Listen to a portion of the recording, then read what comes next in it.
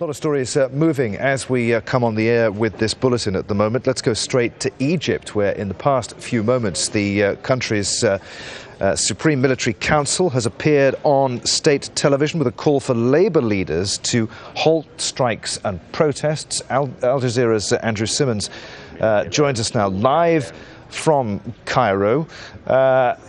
This aimed not at particularly at demonstrators, Andrew, but on union leaders, it seems. Adrian, this is an address, an appeal put out there by communique number 5, this is, of the Military Supreme Council, calling on not just labour leaders, but the whole nation as a whole to get back to work, to get back to normal, and to stop the protests. They've said that they understand the legitimate demands expressed by the people. They re-emphasised that. They said that the aspirations and demands of the people have been recognised. With the dissolution of Parliament, the two houses of Parliament, with the promise that within 6 months the whole process will lead to free and fair elections, that the Constitution is suspended to allow that, that references to that. In other words, the message was, we've delivered. We're bringing about change, but we need a calm. We need people to get back to work because the economy is at stake, and not only the economy, but security.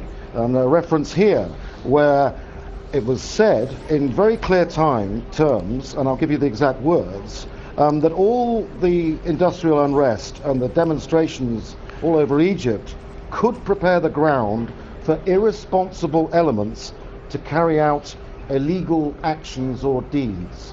There was no clarification of what that meant, but really this is a point now where the military have had enough.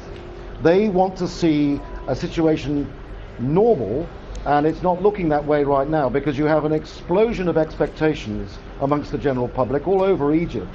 The revolution has happened and people want their grievances allayed, worked out, discussed, resolved, all in a matter of days. They are expecting a new life, better pay, better conditions, better services.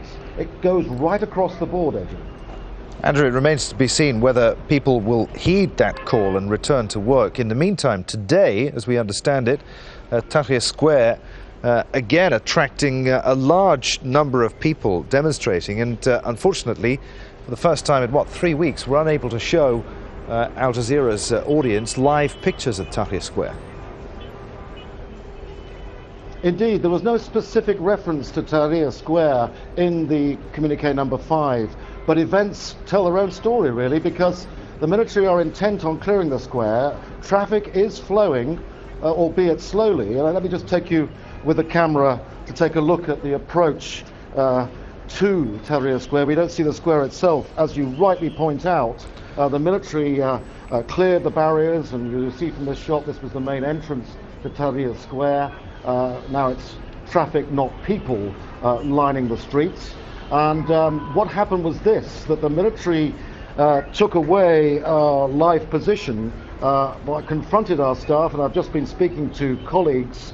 It was a tense moment. They were quite aggressive initially about the presence of the Al Jazeera live camera there and our staff. And we are no longer able, we did recover our equipment, but we're no longer to bring you live pictures. Now what you have in the square is a mixed picture. Not everyone has left, and the protests have splintered somewhat.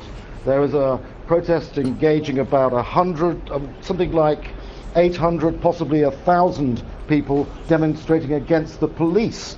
Now there you have another area of potential conflict, because the police themselves are organising demonstrations. They want better pay and better conditions, and they said on Sunday that they were with the people. Now that irritated people who actually brought about this revolution, simply because the police are hated.